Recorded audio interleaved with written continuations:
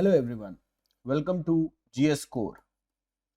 So in our series for current affairs through MCQ for governance, we are back with another set of questions from current affairs for you.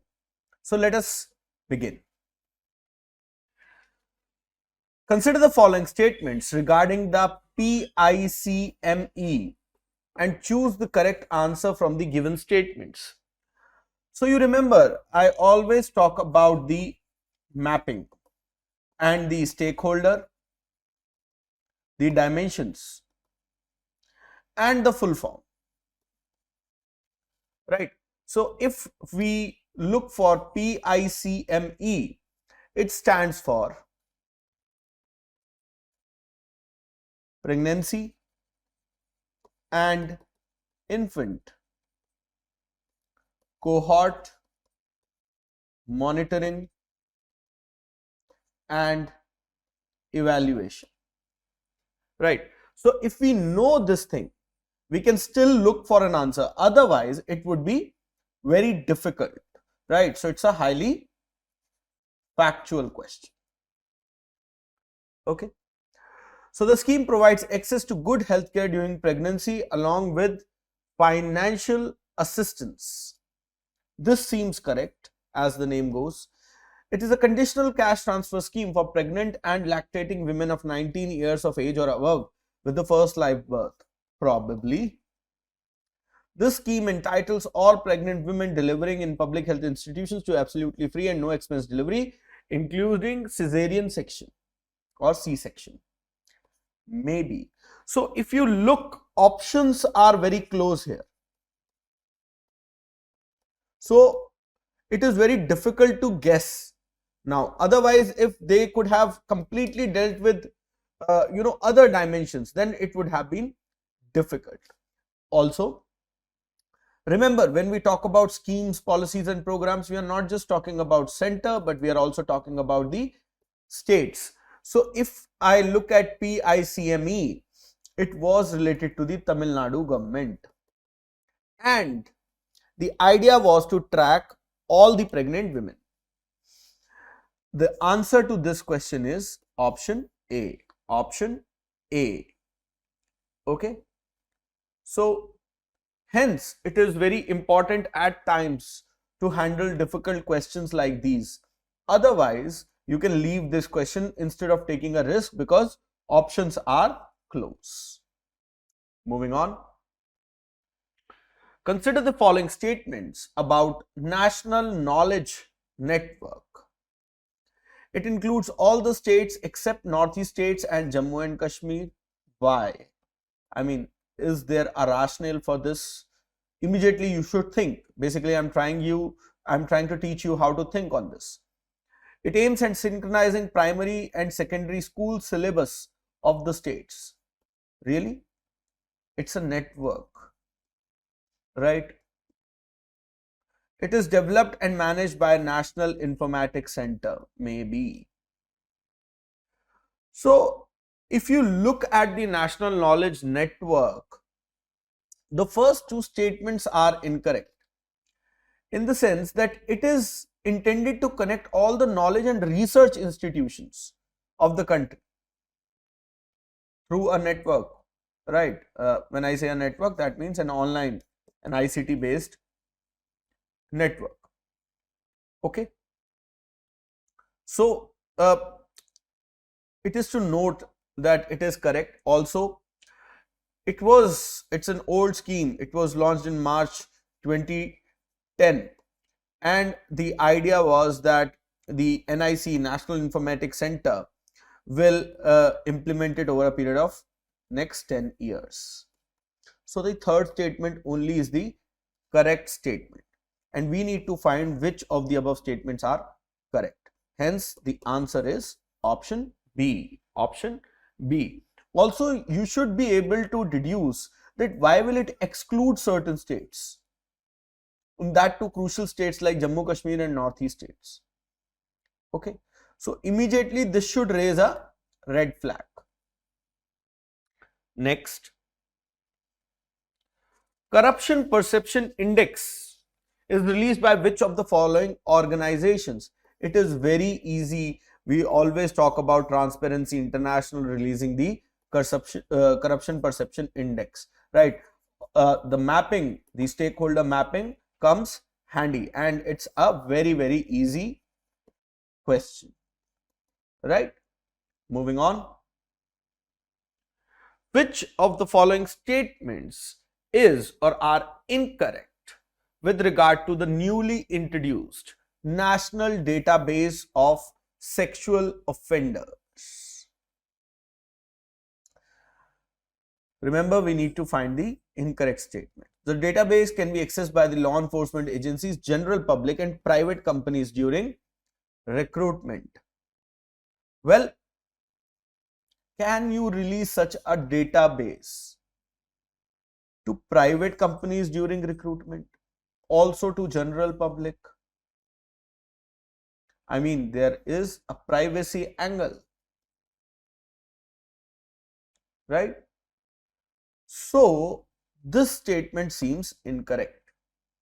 If we look at the correct aspect, it can be only accessed by the law enforcement agencies. The names of all sexual offenders will be stored in the database for their lifetime. No, that is not correct.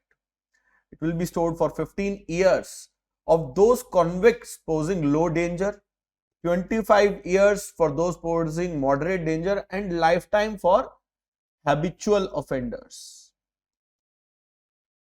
right? So that is not correct either.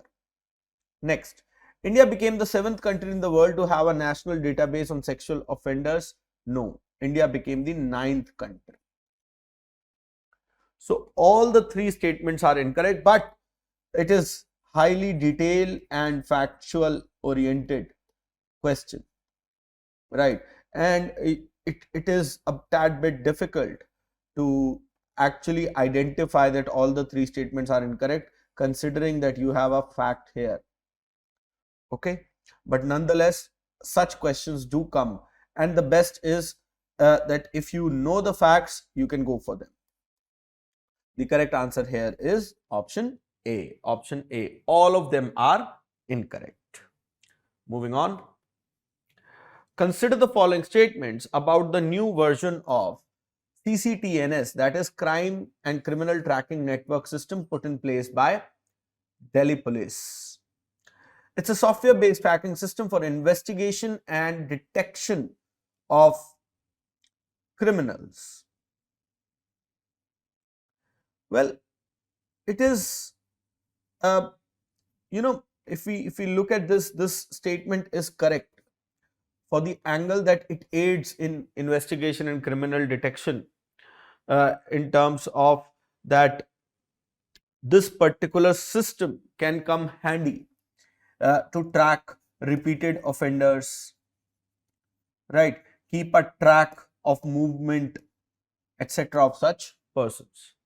Data of people arrested within the past 24 hours would be displayed on the police website. Yes. Instead of manual maintaining of diary incidents, which are submitted to senior officials every morning, the system is a 24-hour system, and in a way provides for transparency and accountability. You know that a lot of crimes are not registered, they are not brought to book, and often the bureaucratic red tape actually makes it very difficult for the records to be obtained, right? And hence this statement is also correct. CCTNS will improve police functioning in other areas such as law and order and traffic management. That is also correct. Okay, because it gets rid of the paperwork to a large extent. So since all the statements are correct, hence the correct answer is option A. Look at the way options have been arranged. Generally all is in D, but here all is at the A. So it is very important that you have a look at the options as well, very carefully, right? Moving on. Which of the following statements are the components of the polar science and cryosphere scheme? Remember, schemes related to science and technology are often underlooked, but it's important, whether it's the deep sea diving mission which is in news. Okay, so let us look at the statements. As per the PACER scheme, construction of polar research vessels, construction of third research base in Antarctica, Indian scientific endeavors both in Arctic and Antarctic, replacement of Maitri station. Remember, Antarctic bill or act was in news. So hence they might not ask the question directly related to it, but to some other aspects. If we look at the PACER scheme, all of these statements are correct. Hence, the correct answer would be option D. Option D. Okay. So it comprises of Antarctic program, Arctic program, Southern Ocean program, Cryosphere and Climate program. Okay. Basically, National Center for Polar and Ocean Research, NCPOR, is the autonomous institute under Ministry of Earth Sciences, right? And hence this stakeholder mapping is very, very critical. Moving on. What is Kavach recently seen in news? Basically, Kavach was in news related to trains and railways, right? It was an anti-collision or collision warning system. So let us have a look at the option: an anti-missile naval decoy system to distract radar-guided missiles from their targets and act as system for self-defense. No. An Indian technology that can prevent two trains from colliding. Yes. An indigenously developed SAM or surface to air missile system. No. Probably that's Akash, right? India's lightest bulletproof jacket which can withstand bullets from AK-47 assault rifle. See, these are the vague statements. I mean, any bulletproof jacket will have a range component, right? If somebody is going to fire AK-47 from point blank, it is hardly for any bulletproof jacket to prevent it. But since it's a standard assault rifle, so if it is being fired from 200 to 500 meters, then probably it can. So these statements are vague if you look at this, right? So the answer is option B. Option B. Moving on. Vigyan Jyoti, Kiran and Sarb Power are the schemes related to. So if you know any one of these, right, you can basically deduce the answer very, very easily. If you recall that at multiple or through multiple occasions, the focus is on the STEM sector, science, technology, engineering, management, right, for women, even in the National Education Policy 2020, right? So these schemes are related to promotion of women participation in STEM sector. If we look at SERP Power, it is the Science and Engineering Research Board, which is a statutory body. It is a scheme run by them. Kiran scheme, the knowledge involvement in research advancement through nurturing. Okay. Vigyan Jyoti scheme, it is again a Department of Science and Technology scheme to create level playing field for meritorious girls in high schools to pursue science, technology, engineering and mathematics. I beg your pardon, not management, right? So the idea is pretty clear. Schemes, mapping vis-a-vis stakeholders and the issue at hand, and you can very easily solve this answer? The answer is option B. Option B. Okay. Otherwise, if you do not know the full forms, then it gets a bit difficult. Okay. And if you look at the options, providing equal opportunities for education and participant to the girl child, providing education and survival support for girl children and their mothers living below poverty line in both rural and urban areas, upliftment of the girls from SC/ST communities through monetary incentives for education. Options are close. So till you know that it is about STEM and you can deduce the answer, it will get very difficult. Moving on. Which of the following statements regarding the Pradhan Mantri Mudra Yojana is incorrect? It aims of providing loans up to 10 lakh to the non-corporate, non-farm, small micro enterprises only. Yes, that is correct. That is precisely was the idea of Mudra. All kind of manufacturing, trading and service sector activities can get Mudra loans. True. Remember, non-farm, small micro enterprises only, non-corporate. Micro Units Development and Refinance Agency Limited is refinancing institution that has been set up as a wholly owned subsidiary of NABARD. No, that is not correct. That is for rural. NABARD is for rural, right? It is under SIDBI. SIDBI, Small Industries Development Bank of India. So again, the stakeholder mapping coming to your rescue. So this statement is incorrect. We have got our answer. However, let us look at the fourth statement. Women entrepreneurs account for more than 3/4 of the total number of borrowers under Mudra. Yes, that is true. It was in fact very recently in news, the Mudra scheme. So the correct option to mark would be option C. Option C. Moving on. Consider the following statements regarding the Arogya Sri scheme.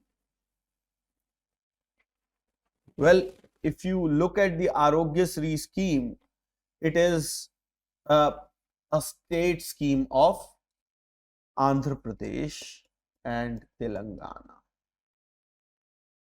right?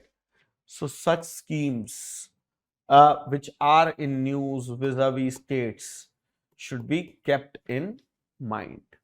It's a flagship health insurance scheme of Andhra Pradesh and Telangana. That is true.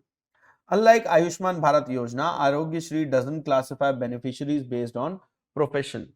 That is correct. If you remember, with regards to Ayushman Bharat, the common usage of cards, merger with state cards, so that the citizens can achieve maximum benefit and they do not have to run pillar to post depending upon under which scheme they need the treatment.